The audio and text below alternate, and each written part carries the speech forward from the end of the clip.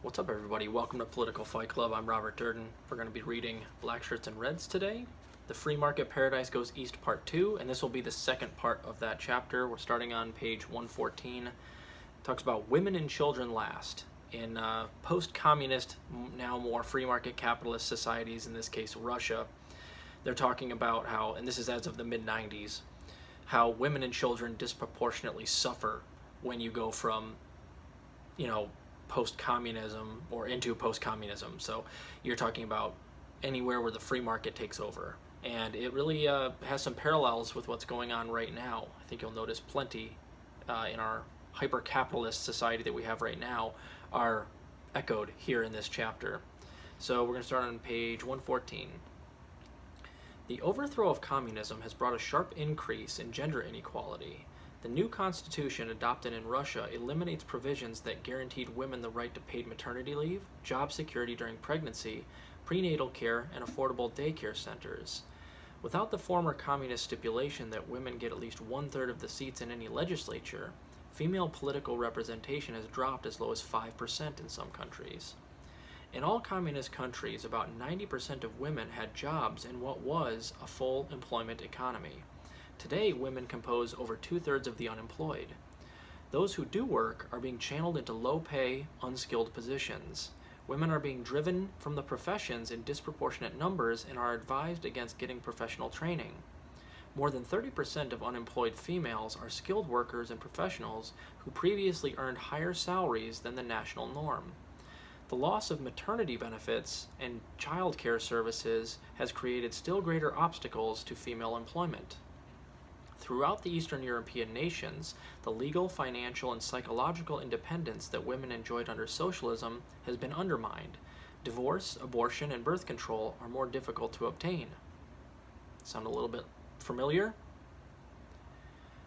Released from the Soviet yoke, the autonomous region of Ingushetia decriminalized polygamy and made it legal for women to be sold into marriage. Instances of sexual harassment and violence against women have increased sharply. In Russia, the number of women murdered annually, primarily by husbands and boyfriends, skyrocketed from 5,300 to 15,000 in the first 3 years of the free market paradise. In 1994, an additional 57,000 women were seriously injured in such assaults. These official figures understate the level of violence. The Communist Party committees that used to intervene in cases of domestic abuse no longer exist.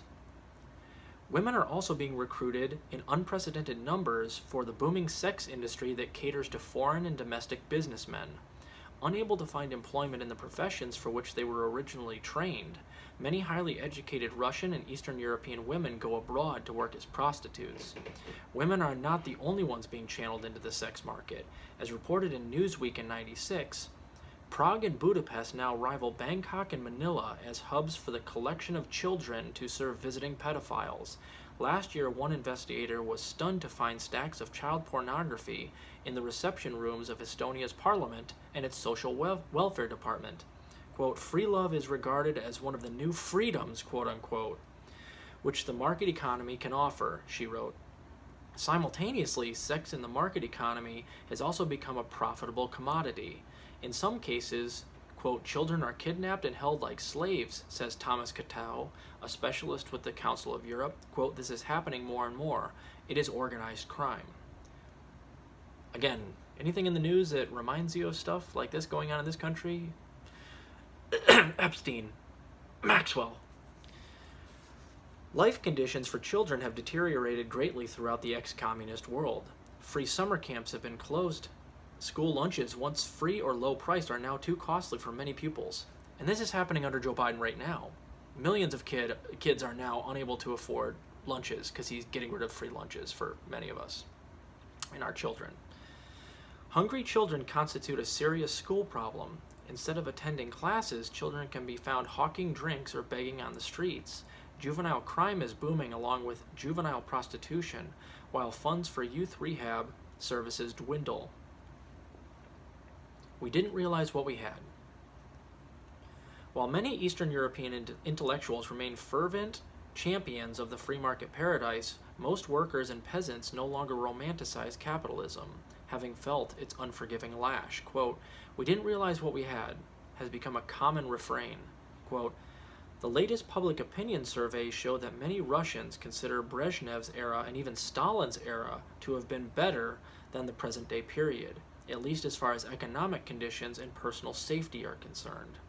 A joke circulating in Russia in 1992 went like this. Question: what did capitalism accomplish in 1 year that communism could not do in 70 years? Answer: make communism look good.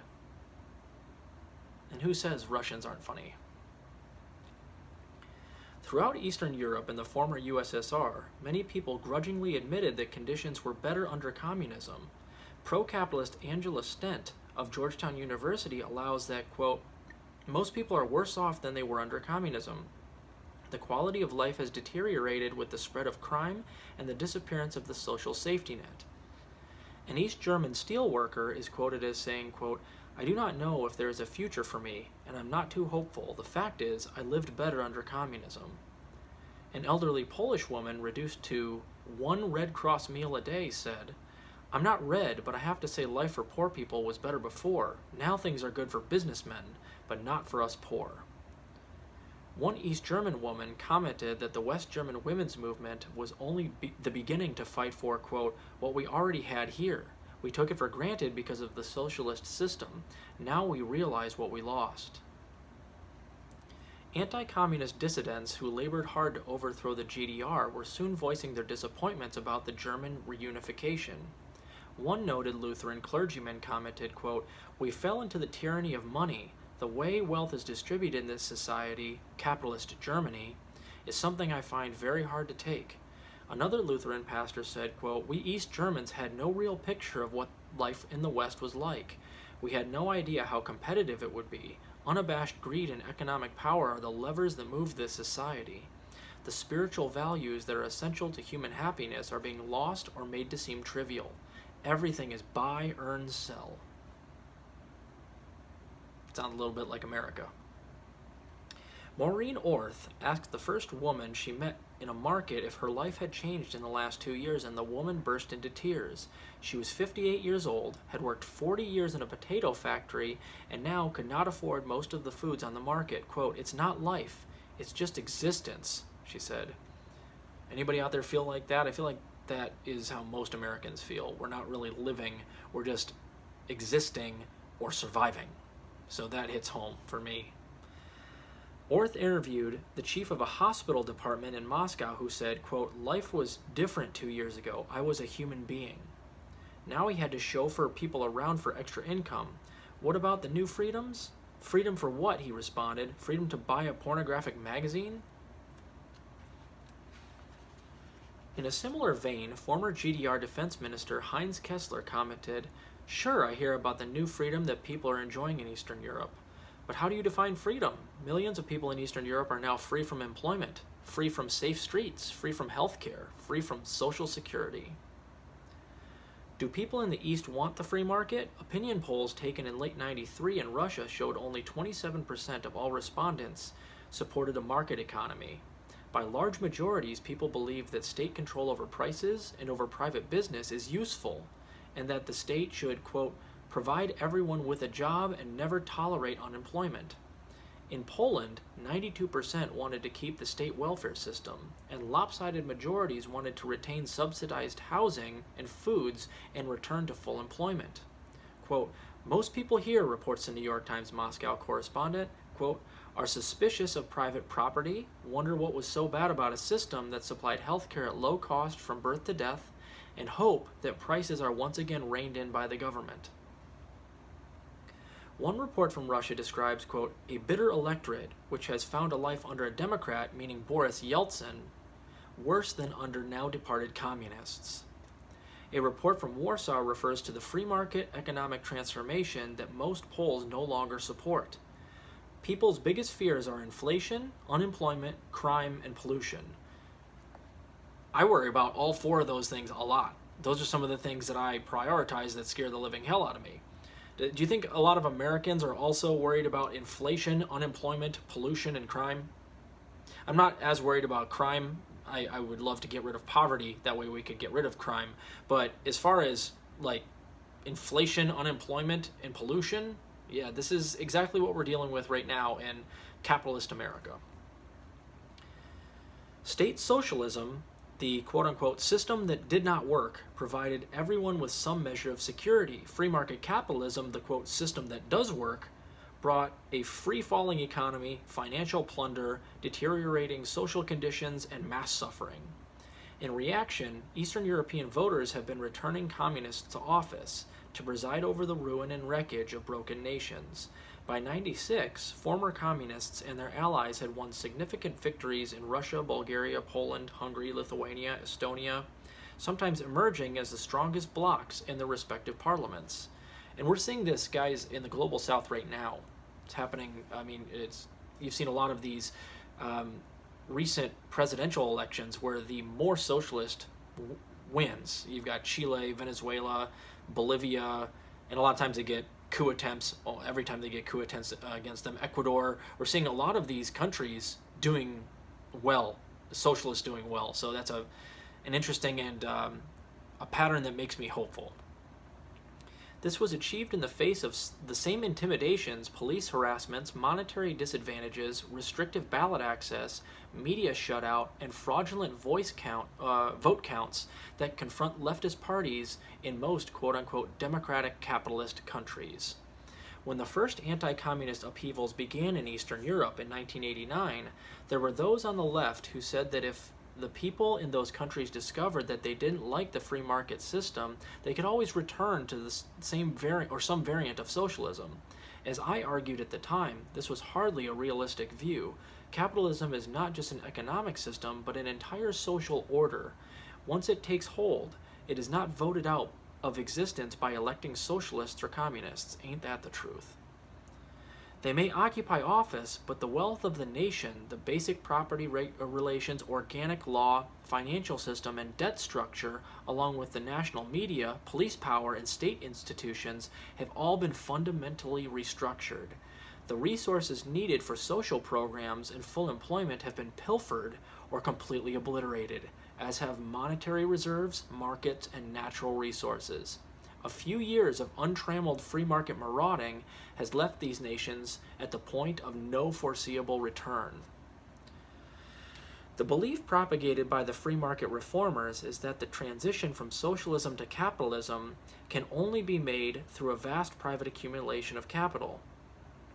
The hardship inflicted by such privatization supposedly is only temporary. The truth is, nations get stuck in that temporary stage for centuries. One need only look at Latin America.